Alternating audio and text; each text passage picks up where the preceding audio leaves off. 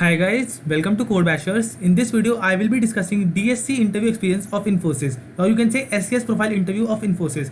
Guys, this is part 3 of this interview series. That is third experience I have discussed in this video. Two more experiences I have already discussed, and all those videos are present on my channel. So guys, if you haven't watched those videos, please make sure that you watch those videos as well. Guys, if you are new to this channel, make sure to subscribe it as well as join my Telegram group also. I post regular updates on different companies which are hiring as well as the questions which are getting asked in them. So make sure that you do not miss those updates and are present in my Telegram group. So guys, now let's start this video, and before starting a video, please hit the like button as well as subscribe button for this channel. Okay, so yes, the date of the interview was 1st July 2021. The branch of my friend was IT. Duration of the interview was 45 minutes. This interview was little long. The duration was 45 minutes. This interview happened through Hack with Infi, and this particular interview experience is offered 2022 batch candidate. So make sure that you watch it till the end. Okay, so first question that was asked, as all of you know, that is tell me about yourself. Guys, if you are following this channel and if you are following the videos, I have told you that please only mention the skills that you are comfortable in this particular tell me about yourself, because the question might be asked from the skills you mentioned. So I will not go in detail in this video, but make sure that you only mention those skills in which you are capable of answering. So I hope you got my point. Okay. The next question was explain any one of the projects that you have done and what was the tech stack that was used in that project. Okay, so guys, you might have done many projects or might have done only one project. So you can choose any of the project that will be good, and you can simply explain it to the interviewer. You have to explain when you are explaining, you have to explain that what does your project do, how it works, what all technology stacks you are using. So this is the basic things that you have to tell to the interviewer, and then based on the project there will be certain questions from you. There might be questions, but it is a possibility that he do not ask any questions from you regarding it. But you must be prepared for the questions, and you must prepare the technology that you have worked on in the project, because there can be technical questions from such technology. So I hope this thing is clear to you. Now the next question was explain different OOPS concept. Again, this is the most important question of the interview regarding OOPS. Now we know that different OOPS concept are: first is polymorphism, then is inheritance, then is abstraction, then is data hiding. So all of these are the different OOPS concept. You have to explain every OOPS concept in detail, plus with real life example. Don't give any lame examples. Use real life examples for every particular term, because this shows that you have learned the concept in depth for every particular term. So I hope this thing is clear to you. Please use real life example wherever applicable in the interview. Now the next question was what are constructors and destructors. Okay, so first of all, constructors are the special class function which perform initialization of every object. So whenever we have to initialize the object while declaring, we have to declare a constructor. The compiler calls the constructor whenever an object is created. So whenever an object is created, the constructor is called automatically by the compiler. So this was the definition of a constructor. Now what is a destructor? Destructor, on the other hand, is used to destroy the class object. So constructor initializes the class object, whereas the destructor destroys the class object and releases the memory required in the program. So I hope the definition as well as the difference is clear to you. Now the next question was explain different access specifiers in so these access specifiers are present in classes. So there are generally three access specifiers. One is public.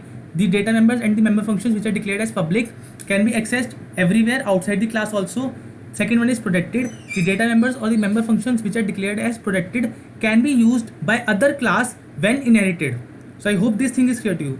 Next is private. So the data members or the member functions which are declared as private cannot be accessed outside the class, but they can be accessed from the member functions of the same class.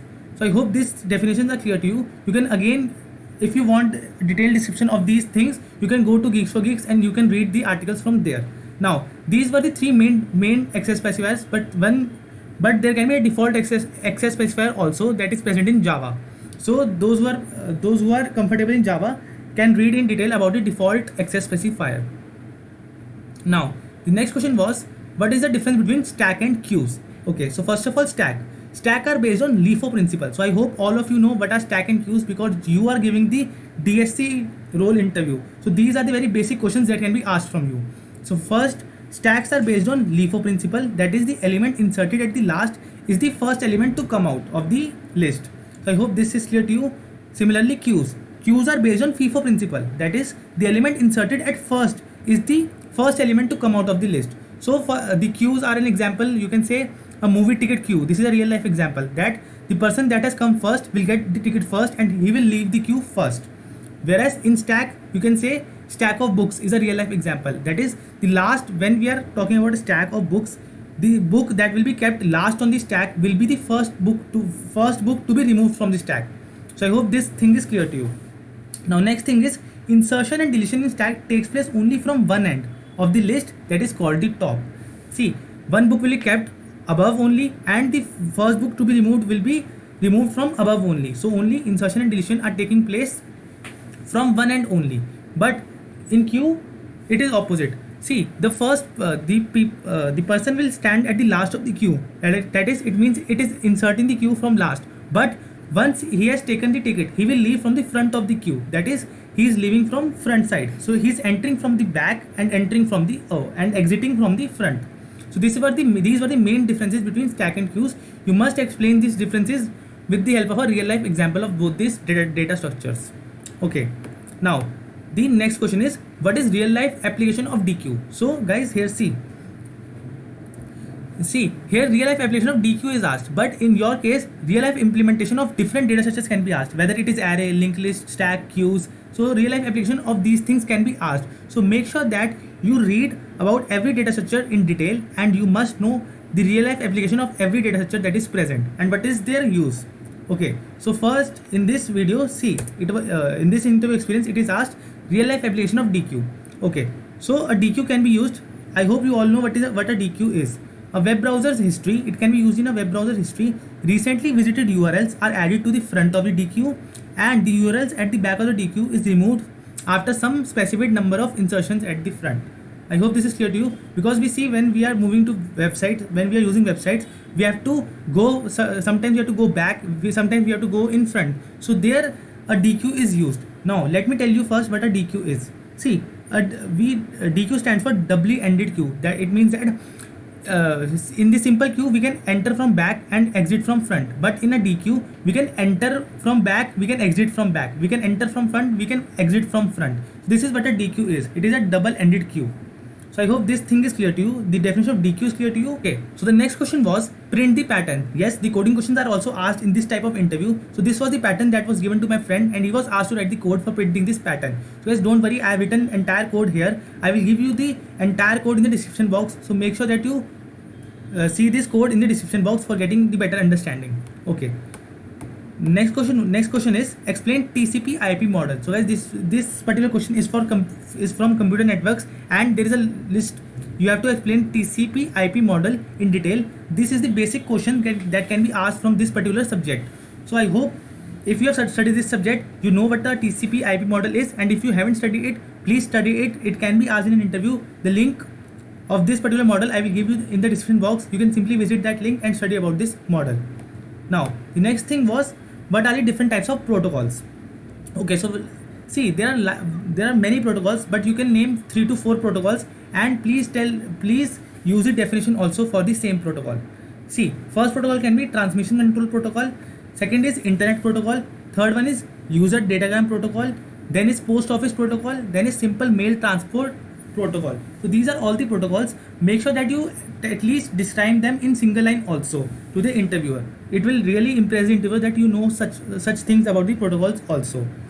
So these are all the technical questions, but later on there were certain HR questions, you can say, were asked from my friend, because I have told you that see, this interview was 45 minutes long and Infosys generally takes only one interview. In that interview only the technical questions are asked as well as the HR questions are asked. So these first 10 questions were technical questions. Now the HR questions were, what are your short term and long term goals? Again, this is the question that can be asked to any candidate and its answer depends on a candidate's itself only. So there is no right and wrong answer for this particular question. Okay, so the next question was, why should we hire you? Guys, this question is also most common HR question, that why should we hire you? So you must know 2 to 3 points, that why you are satisfying the need of the company and how you will be the value assets for the company. So you must prepare your answer well for this question also. Now the next question was, what do you know about Infosys? Guys, this particular question can be asked in any company and you must have at least some details about the company before you are going for the interview. You must know that who its CEO is and what are the achievements the company has gained and what is the recent news about the company. So you must know these details and this will do your job. Just tell 2 to 3 points about the company to the interviewer. He will be impressed and you will be good to go. Now the next question was he was asked at any questions from the interviewer. So guys, please make sure that you ask at least 1 or 2 questions from the interviewer. You can simply ask that what all things I will be working on, what will the technology stack I will be working on, what does the company expects from me. Please ask 1 or 2 questions in such needs. So guys, this was it for this video. I hope you liked the video. This is the third interview experience that I am covering. Make sure that you watch all the interview experience that are posted on my channel. And guys, please join my Telegram group also. I post regular updates on different companies which are hiring. So guys, this was it for this video. Thank you for watching the video.